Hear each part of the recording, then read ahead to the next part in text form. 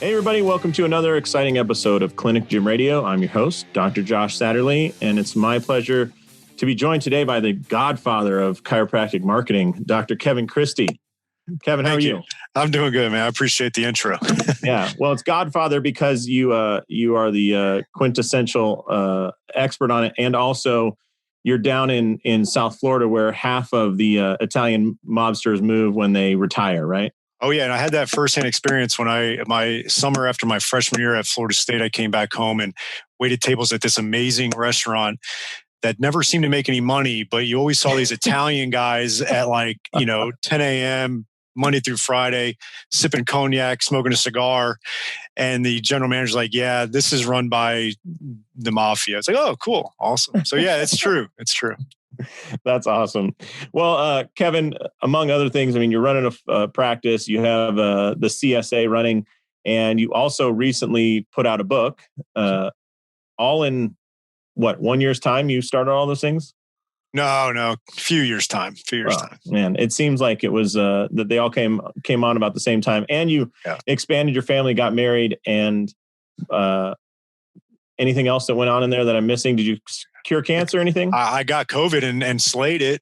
Ooh, so nice. That was good. Yeah. So That was fun. That was a good time. No, it wasn't. But yeah, it's just, I think I have a lot of help. So right out of the gates, I'm not going to pretend to sit here like I do it all myself. Right. Obviously, I think, I have Delegate Solutions helps me with a lot.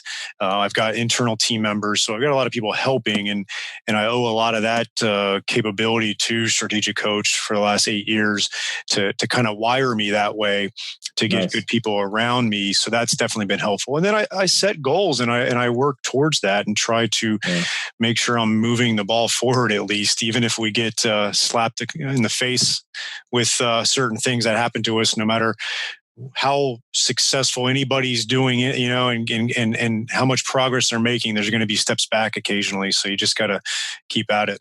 Yeah. I had another podcast this morning and we were saying how you can make these business plans, but I was saying it's like running a play in football or basketball.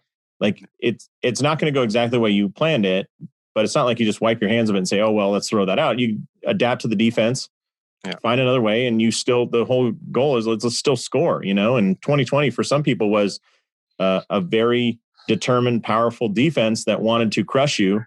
And yet still some people found a way to win. It's funny you say that because I use I feel like my last 10 years of professional life has been like the Denver Broncos when it's like the analogy, they played the Seattle Seahawks in the Super Bowl with the number one offense of all time and got smoked by a great defense. So what they decided to do is turn themselves into a defensive juggernaut. And if you remember, I think it was 2 years later, they beat the Carolina Panthers with a really rickety Peyton Manning, but the number one defense in the league. And that's kind of what I had to do in my professional life. Some people have listened to that before, but I had a pretty meteoric 2010 to 2015, and then really got my legs chopped off in 2015, 2016, but reinvented and did a lot of stuff to get to where I'm at now. So it's all going to happen to us at some point, probably. Yeah. And you got to have that resiliency to deal with it. But yeah, I mean, Bill Belichick lost Tom Brady. I think he's still going to do okay, even though Tom Brady's doing pretty damn good himself. So. I hate Tom Brady. I love Tom Brady, but as a Dolphins fan, it's been a tough 25 years. Yeah, well, hey, look, not for those who are football fans, the Cleveland Browns prove that every bad franchise actually can do good if you just give them enough decades. They'll get it right, 3-4 decades, and they'll nail it. So. Anyways, I'd love to talk about your book, Kevin, because it's pretty exciting to see this thing on my desk. It's pretty exciting to get it in the mail. It's for those listening, it's called Doing It Right, Modern Chiropractic Marketing. But when did you first kind of think about actually writing this down in a book? Yeah, it's interesting because I think we might touch on repurposing a little bit. And I just knew when we started the Chiropractic Success Academy back in July of 2018, but then I had started the Modern Chiropractic Marketing Group in July of 2016. And for 2 years, I did not monetize that at all. Really just created content, got it out there, started the Facebook group, started the podcast, did all that, and then monetized it finally with CSA. But we developed tools and did a lot of stuff. And so I had worked through that and essentially started to realize, like, I have enough stuff here to turn it into a book that someone could read. But I also made it a book workbook because I wanted them to be able to apply it. That was one of my biggest complaints of books that I've read in the past. Because, books are great, but a lot of marketing books can tend to be marketing theory, right? I love Seth Godin to death. He's one of the people I've read a lot of his stuff, but sometimes you read his book and you're just like, you're a little overwhelmed. It's a lot of theory, and it can be a little difficult to try to distill down into applicable marketing for your practice. So I wanted to make sure it was a book workbook combo. And so that's how I thought about it. And then I just knew I didn't have the capabilities of doing it myself. And I just threw it out into the ether of my Facebook group. Does anybody know any publishers that do chiropractic books? And luckily enough, Dr. Bill Morgan of Parker University had reached out to me and said they were interested. And then they took the task of dealing with me and my nuances, and they turned it into an actual book and workbook that looks a lot better than I could have ever done. 2 rounds of editing, a lot of different things, so they could hide my 5th grade reading level. Well, it came out fantastic. I mean, there's like color photos in there. There's, like you were saying, the workbook piece, I think, is huge. We're going to talk a little later about the repurposing map, if you will, which I don't know another way you could have explained that without a picture of it, and people being able to look in a workbook and kind of write some things down. I'd love that too, because I'm going through a different book. I don't know, you're a fan of Donald Miller, right? The Just Made Simple. Listening to it right now. Yeah, every one of their courses has a fillable workbook that kind of at the end I ended up with this product, like this thing that's so much more powerful than just reading it. So I'm excited to talk about it. Well, to start off, for those listening, you are a huge proponent of, and it's throughout the book, and you say it 100 different ways, but you're all about content marketing. Yep. And that term gets thrown around a lot. I don't know if it's ever been clearly defined for everybody here, but moving forward, if we talk about that, can you kind of give everybody an idea what that is, why you decided down that pathway, and kind of how you got started in it? Yeah, definitely. There's a lot of byproducts of stuff. And I had listened and started diving into some podcasting. And so I had heard of a podcast, and it was by Robert Rose and Joe Polizzi of the Content Marketing Institute.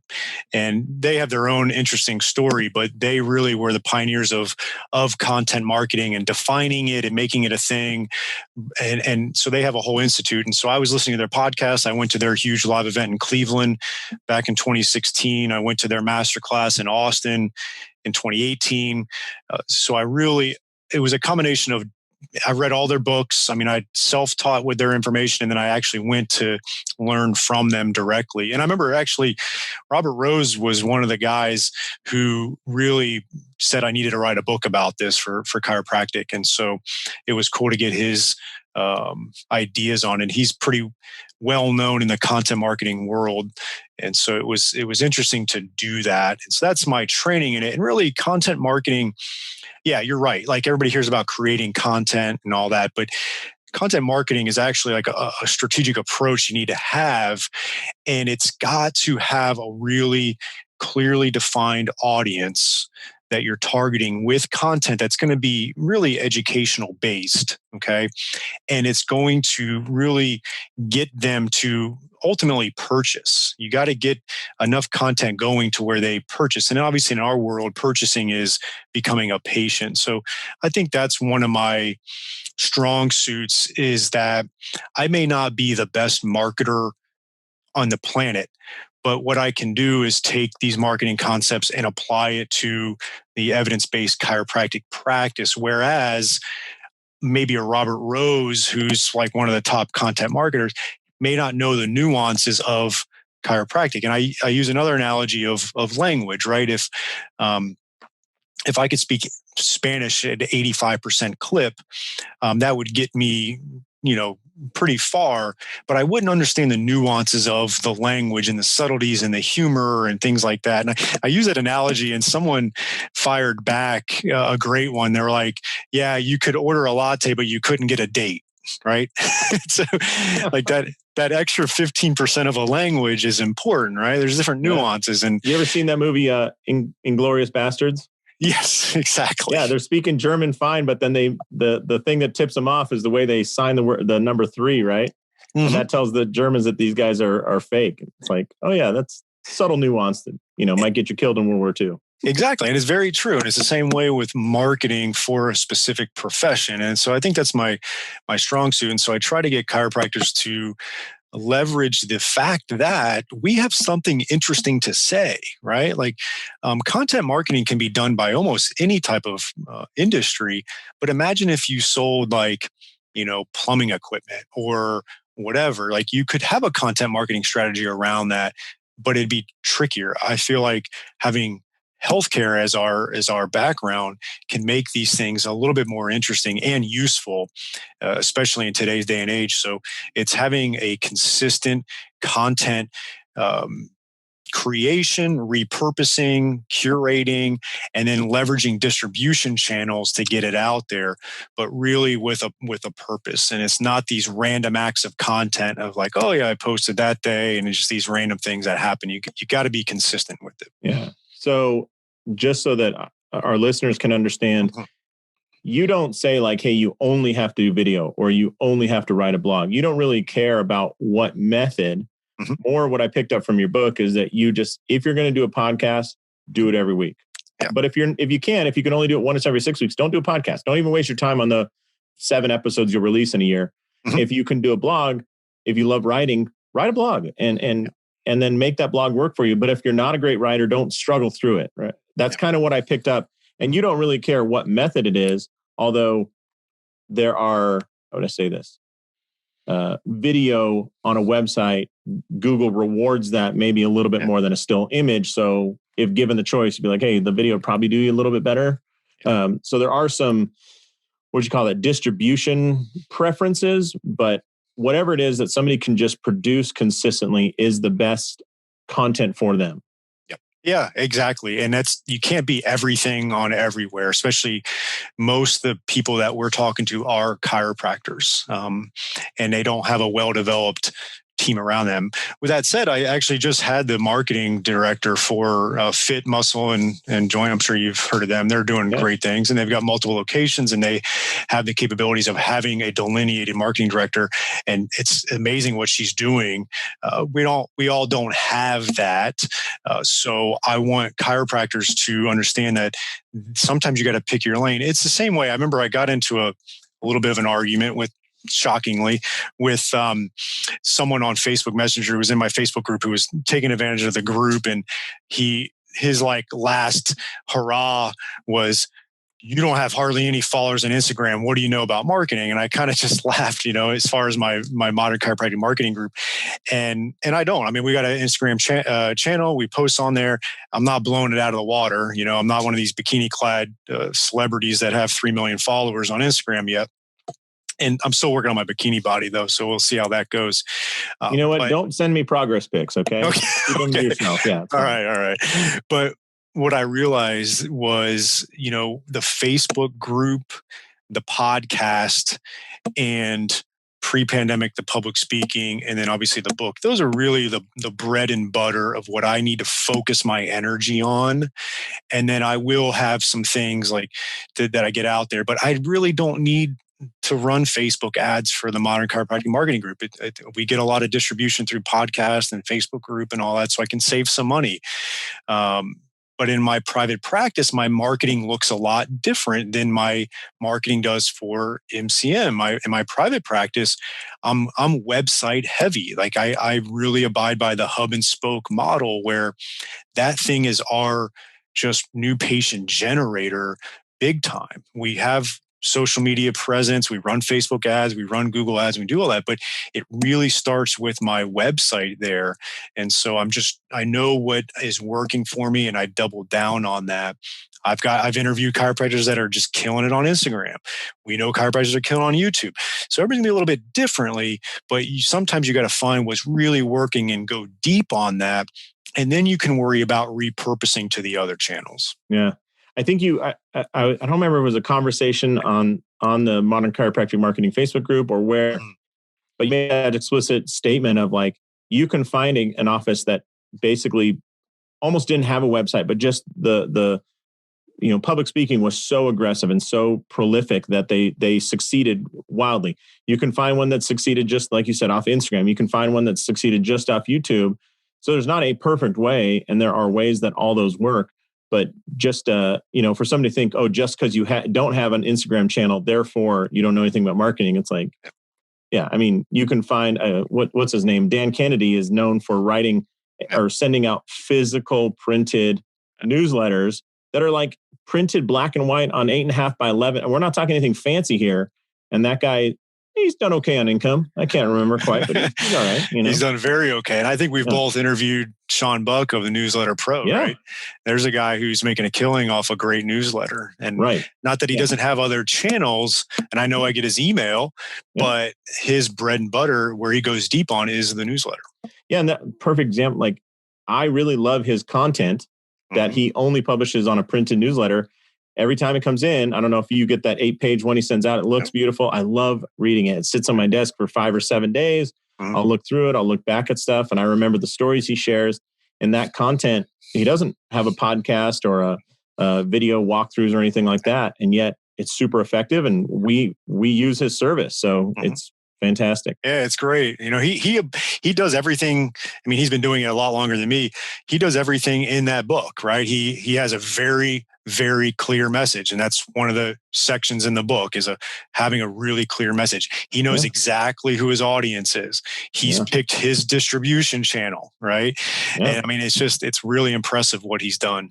Yeah. And he's such a great marketer. I think he might just distribute through print and newsletter just to prove the world wrong. Like, it still works, pal. You know? Now, you just said something that was very interesting. I'd love to touch on.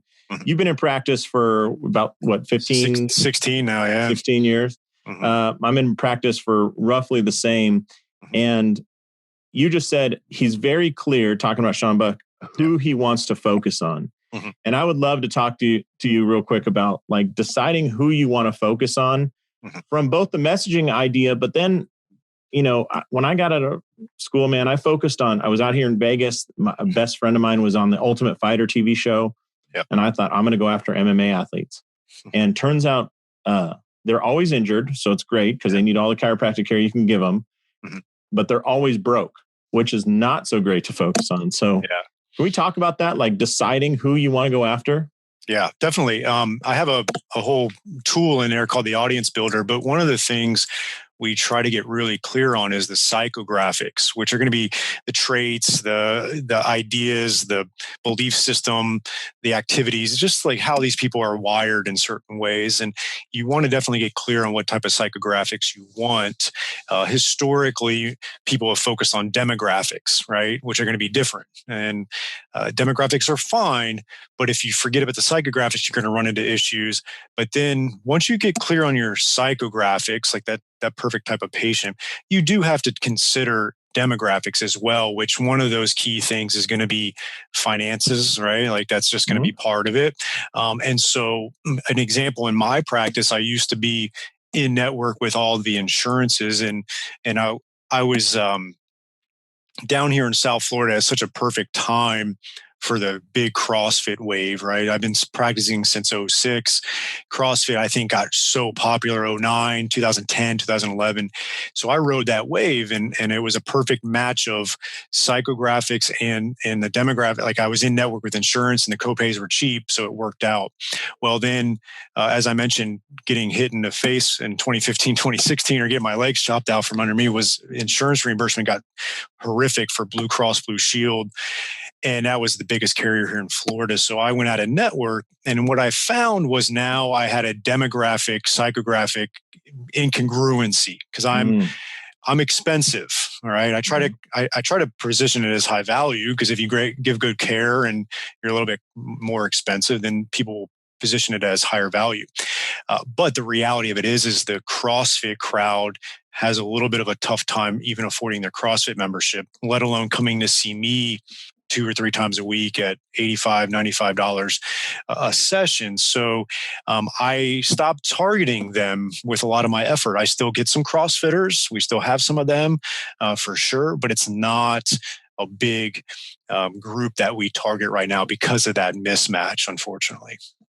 Well, that's tough to make that decision, but that's awesome that you did that. And, I think that you go into a whole chapter.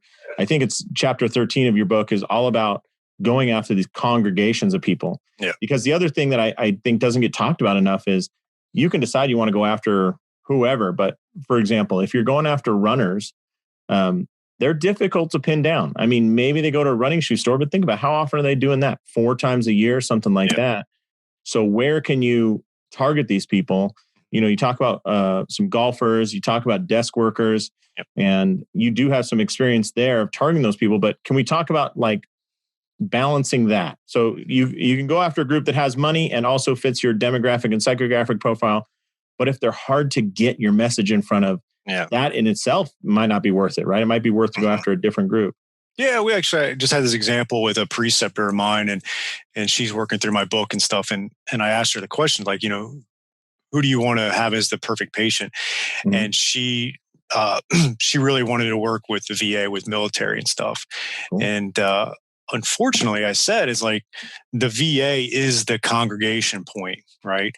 And so if you can't get in with that, or if there's not one by you, how are you going to target them, right? Yeah. Like there's not a congregation point online or offline for that. Now, what's happening, which is great, is obviously chiropractic is becoming well accepted in the VA, and that's becoming a great congregation point. So you may have to move. Like if that's really something you want to do, you may have to be willing to move to a different city. And I know some chiropractors that have done that. It's been great. But sometimes there's just not a natural congregation point for something. I know a PT. I think you know him too. Bobby, what's his name? He lives in Palm Springs during the winter, and he works at a very high-end golf property. And then he moves. Now, Palm Springs is huge for golf in the winter. But in the summer, it's almost unbearable. So he moves out to Montana to a different golf resort that's only busy from basically, May through September. Yeah. And then he moves back, and that's fun. It's great. Mm-hmm. He kind of had to work with his wife about how it's going to work. And then they had kids, so it got a little bit tougher to take them. They're going to switch schools every year. But, golf in Montana in the winter is a tough putt. Like, ironically, no pun intended, but it's a tough one if you want to go after that, or if you're going after you want to be the number one triathlete. You work a lot with triathletes, but they typically, if they're good, they typically move to a southern area in the States because, Wyoming is a tough place to train again in the winter, whereas South Florida and San Diego are like the hubs for those, right? Yeah. Yeah. And there's some natural congregation points geographically. I've had people reach out to me. I've done a lot with the NFL Combine, and I've run that for about 12 years. This is actually the first one we haven't been doing, so because of the pandemic. But I just happen to be in South Florida, and it's like the hotbed for NFL Combine training and off-season training for NFL players. Right. And I had some people reach out to me. I was like, well, you're in Iowa. Like, maybe if there's a university there, you can do that. But NFL is going to be hard. There's nothing. There's no NFL team there, and there's no off-season congregation there. So there definitely can be geographical barriers. Now, on the topic of runners and triathletes, that is a group that I've had really good success with, and they're a perfect match of psychographics, and they tend to have the finances for it because triathlons is not cheap. The bike stuff is very expensive, actually. And then runners in general tend to be a little bit more affluent. It's just maybe, I don't know what it is. And so I've done well with it. And some of the things that have made me successful, some of the congregation points that there are, aside from running stores, like you mentioned, is running groups. So early on, I felt like I was doing injury prevention talks on Saturday mornings for running groups, like twice a month during running season. It was a lot, and I got a good reputation with that. Then when I moved up to Boca Raton in 2010, there happened to be a Boca Raton Triathlons group, which is a huge group. And I reached out to them. I became one of their sponsors, and it's a pay to play. I spend $2,000 a year for them, but I've had so many patients from them, and they've got a closed Facebook group and they've got over 1,000 people in that group, and they let me post in there and be kind of an expert. So that's an example of an online congregation point where you can follow them. So, if you get clear on the group, you need to start figuring out, like, where's the offline congregation I can get to these folks, and where's the online I can get to these folks. And obviously Facebook makes it easy too, because you can run targeted ads for runners, triathletes, swimmers, cyclists. You would, if you're going to target triathlons, you would break it down. You would target triathletes, but also runners, also cyclists independently, and swimmers. Nice. Yeah, it's funny. I was thinking back as you're talking, we went to a bunch of triathlons early on. I can't remember how many races I went to.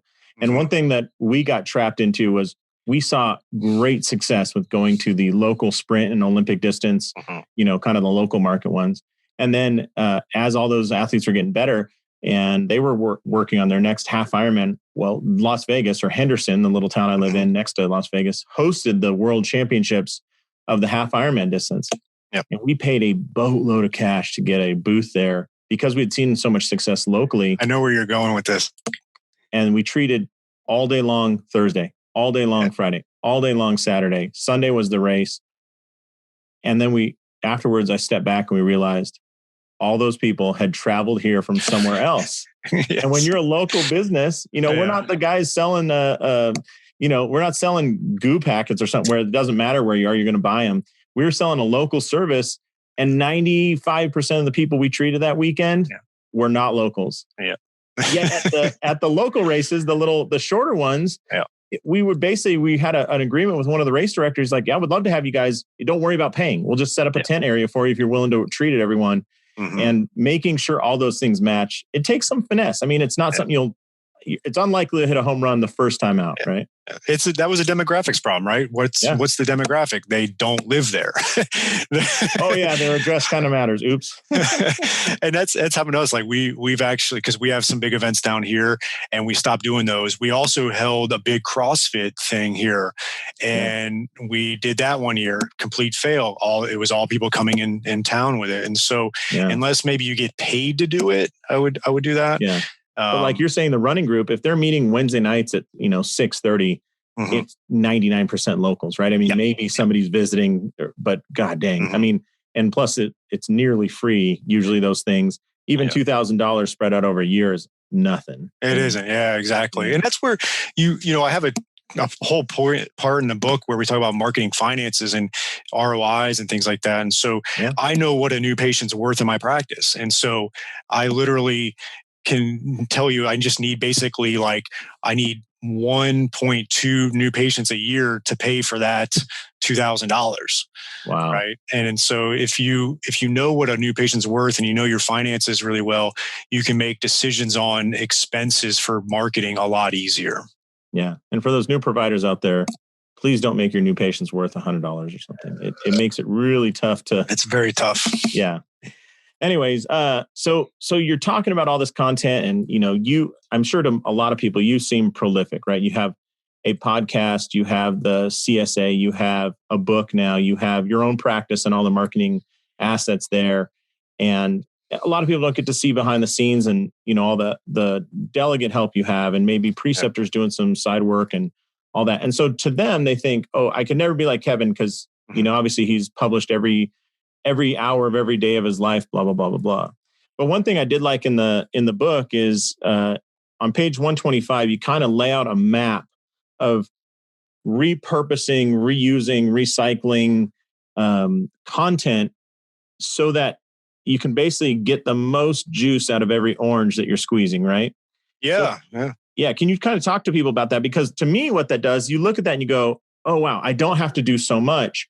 If I do one strategic move, I can make a lot out of that. Like my wife will make pasta sauce one day, but she won't put it on pasta, right? So then it can go on vegetables. Then it can be mixed with eggs for breakfast. Then it can be on spaghetti. Then it can be a lot of things. And it's like, oh, wow, that meat sauce can play 19 different roles if you do it right.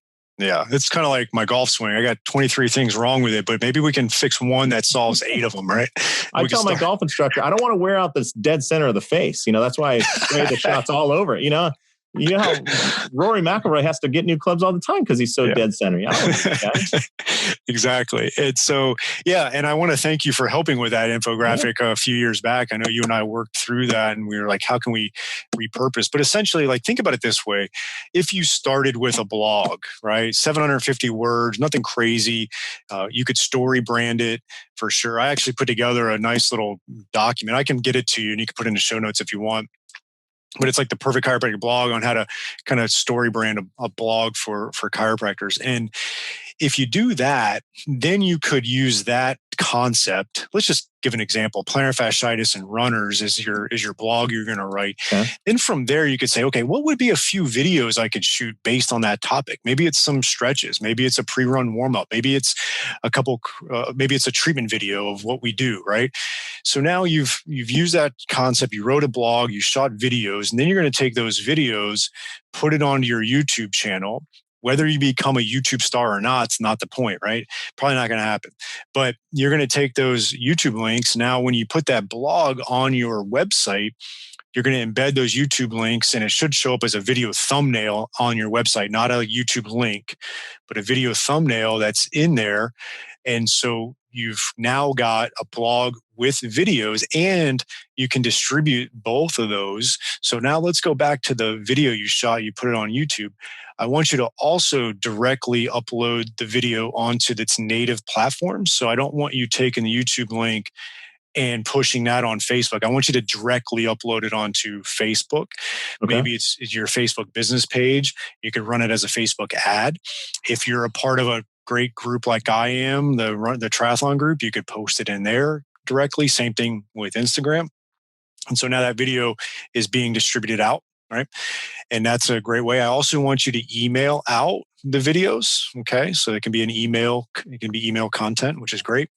So that's really where you're going to get some good traction on the video. Plus, kind of circling back to something earlier we talked about is like, if you're sending out a monthly print newsletter, that blog's probably 50% of everything you need to send out, right? I mean, it's certainly a great starting point for what you want to send out. Absolutely. And one of the last things you can do with the video, and this is where I use my YouTube channel a lot, is let's say you did one of those videos was pre-run warm-up. A lot of my patients, I ask, are you doing a warm-up before you run? No.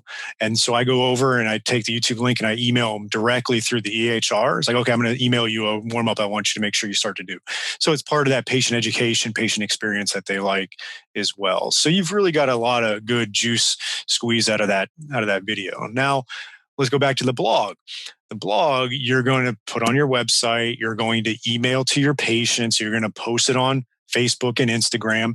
You can actually post it on your Google My Business as well. There's a posting section on Google, which a lot of people aren't familiar with, and it actually can have a learn more call to action. You put the link in there and it should populate an image. If not, you can put an image in there. And so now you could put it on Google My Business, which isn't on that infographic because it didn't exist when you and I designed that. So that's the hard part about having your whole shtick as modern chiropractic marketing. You got to stay modern all the time, right? And so you take that blog, you can obviously get that out there. And then, like you said, pre-COVID, we would print our blogs and put it in the waiting room. So our waiting room was filled with a lot of branded content. Mm-hmm. We took all that stuff out now because of COVID. We don't have anybody in the waiting room. We don't want them touching stuff. But you could do that, and you could send it out as a monthly newsletter as well. So you could do that. So there's a lot of different things you can do, with it. It's really, really makes it easier. And then that's your content creation and repurposing. And then you can sprinkle on some curated content as well. So maybe, you found an article on active.com that supports what you do, and you could put that as a post. And, it's okay to take other people's content and get that out to your audience if it's congruent. So going back to the you use the example of plantar fasciitis. So if I'm reading, Triathlete Weekly, and I see that the number one triathlete in the world has been struggling with plantar fasciitis, I can use that as a intro, or, hey, I was reading this article and they talked about, Joe Smith dealing with plantar fasciitis, include the link there, and then say that, which reminded me of three things, a great warm up to do, how to treat it and what to do afterwards, blah, blah, blah. So I can pull in that other content. And even if if you have a great treatment, let's say, and maybe somebody's like, well, I don't have a good warm up for it, Kevin. if there's a great warm up on YouTube that you found, include that. So you can kind of use, it's almost like Legos, right? Like I can grab this piece and fit it there. Maybe I have all the green pieces, but if I don't have all the green, I can use a brown as long as it fits with what I'm doing and build whatever I need to build. Yeah. And the overall thought process I want chiropractors to have, because again, we're chiropractors, we're treating patients for the most part, is that you don't have to be the creator of everything, and you don't have to create a ton of stuff for each platform. Create a little bit, get the juice out of there, and then take other stuff to really supplement that information. And I've done that many times. And then it's also good to put those links into the blog as well. And it gives you some credibility, right? I do love that move that politicians do a lot where, if you and I are completely different sides of the aisle, they'll be writing an opinion piece and they'll be like, even Kevin Christie agrees with this statement, every chiropractor should be doing marketing. And they pull in reference or content from one of their enemies. And it's like, yeah, we both agree on this, even though we don't see eye to eye on most things. And you're like, oh yeah, that was a good move. Because now two things happen. A, they have more content, and B, that other person can't ever argue with them about that point, right? That's true. No, absolutely. You lock me in. Yeah. And that's why sometimes the reality of it is if you find some stuff from a really, really super credible source, it helps cement in the reader's mind, okay, this person is not full of shit. Right. Right. Yeah. Yeah. I mean, if somebody's dealing with if there's something where you're like, I can't seem to get a lot of support here. People don't believe that a chiropractor would know X, Y, Z. Pull in a neurosurgeon's article off mayoclinic.com or something. And all these different things. It's not that hard to find that info while you're looking on Google and say, hey, yeah, we see it the same way. And it boosts you up just a little bit more. So I love that, man. And one thing too about that diagram, I don't remember, one piece of content you show can create, let's say 20 things. Early on, there's no expectation it has to create all 20, right? No, definitely not. Work your way. 3, it's fantastic. The process. Yeah. Well, so let's go on to when you do have, a little bit of help, when you do have a little bit of whether you get a preceptor or, some high school kid that's helping out as a CA or you do get a CA, and we have this content engine going. So we're producing, videos and blogs. You and I actually both use a service called Delegate Solutions. Highly recommend them. I actually joined them because of you. You recommended it, and man, it's crazy what they will take off your plate. They're skilled at telling you to take stuff off your plate. I'm like, oh, you guys can do that? Like, so here's a funny story. I was like, man, I need to get this house cleaned, and that's took half a Saturday, and they're like, we can find you a cleaner. Sent me an email with 4 different cleaners, the prices, said, which one do you want to hire? I said, I don't know. The first one has like 4 stars. They're like, all right, they'll be there, next Thursday at 1 p.m. I checked your calendar. That's a good time for you. I'm like, man, life can be this good. Oh, it's great. Like we went to Europe in 2018 and my now wife, she was working full time at the time. And so neither of us had time. So they booked a lot of our Europe vacation. That's awesome. Yeah, it was good. It's great. Anyway, so when we get those people, I think it's like chapter 11 of your book is automate, delegate, and optimize. So when people get to that point, where do you recommend they start if they want to start delegating some things? Because I think there's a hesitation because like if I'm looking at Kevin Christie as a chiropractor, I want to see Kevin Christie's face on there and I want to see a video with him. But there's so much that you can delegate. What do you recommend, or how do you recommend people go about that? Well, yeah, everybody's going to have a different end goal in mind, right? And so some chiropractors are fine with being a personality-based practice. They're not looking to scale. They're not, it's just, they're okay with it. And that's fine, and I built my practice that way, but I've kind of, veered a little bit to the other direction where I don't want my practice to be all about me. So then, like I actually ironically, I don't do a lot of the marketing for my practice anymore.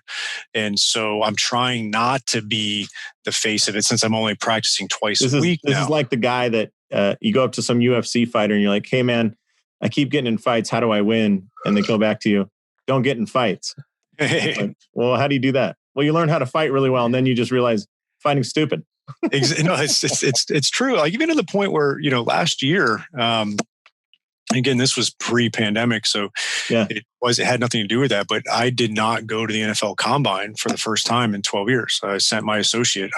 He had a huge part of the 8 weeks down here working with the players.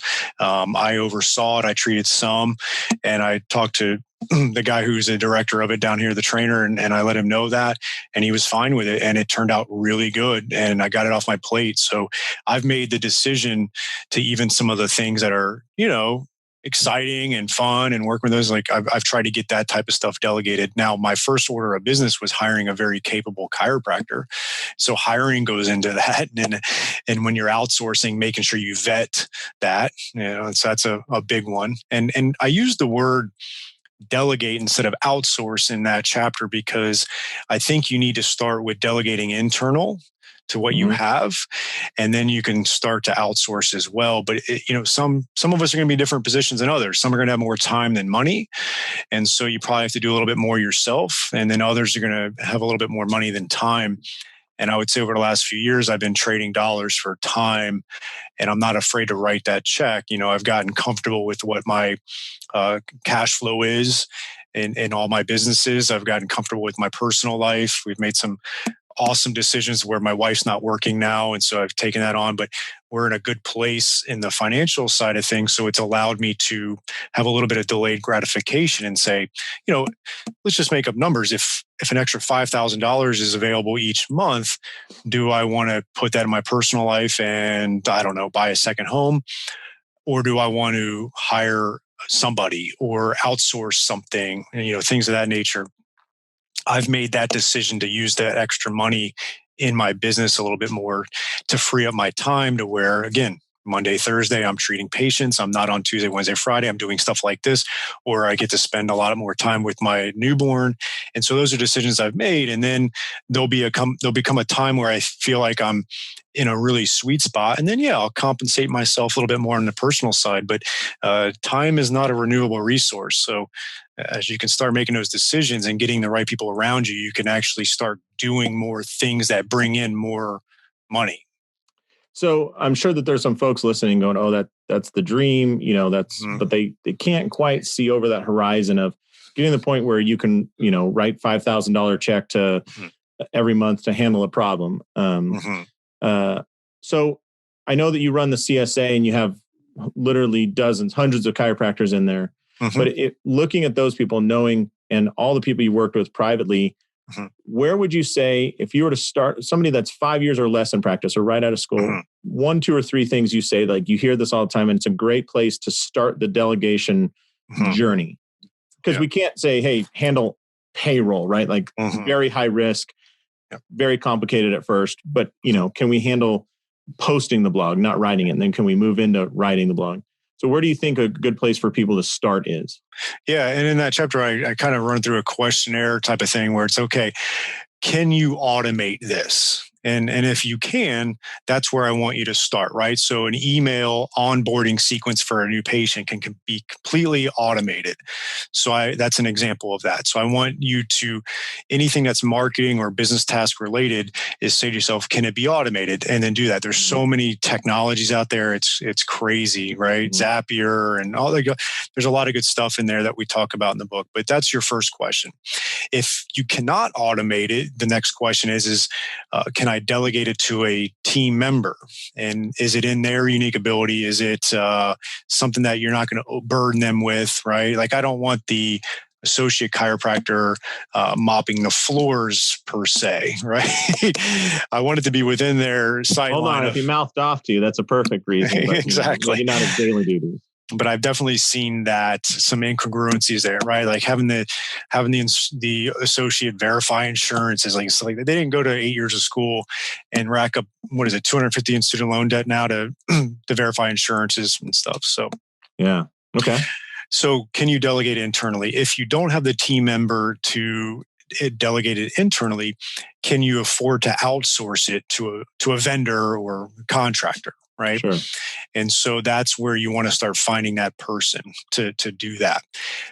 If you can't afford to outsource it and you can't delegate it internally, can it be optimized, right? Like, let's just make it as best we can for the time being. And then once there's a little bit more financial resources, then that's going to be taken off my plate, right?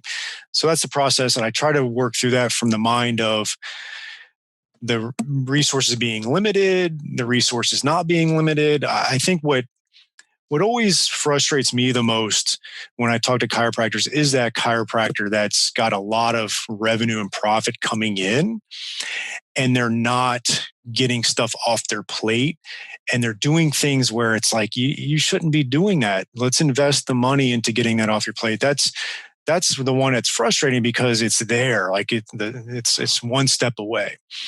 And right. I really challenge those chiropractors out there listening that have the financial resources to just take that next step, like outsource something or make that higher, right? I feel like too many chiropractors, for instance, there's a lot of chiropractors you and I know that I think wait too long to hire a front desk person, right? Yeah. And the funny thing about that one is not just the time you'll have, but your patient experience will be so much better if there's somebody nice at the front ready to greet them, say goodbye.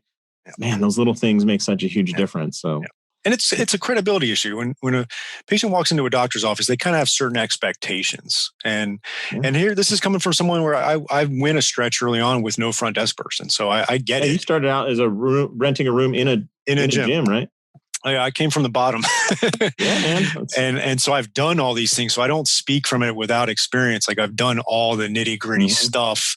And that's one of the things I probably would have changed early on quicker. Is having the front desk person. Yeah. Getting it done, having the right person. And then I would have done a better job of training them back then. Well, it's a never ending journey, right? You gotta polish that process up as often as you want. That's one of the great things about business. Well, Kevin, this is awesome. We covered, I think we touched on 4 different chapters. And how many total chapters are there in that book? That's a good question. No, I think it's 22. 22 or 23.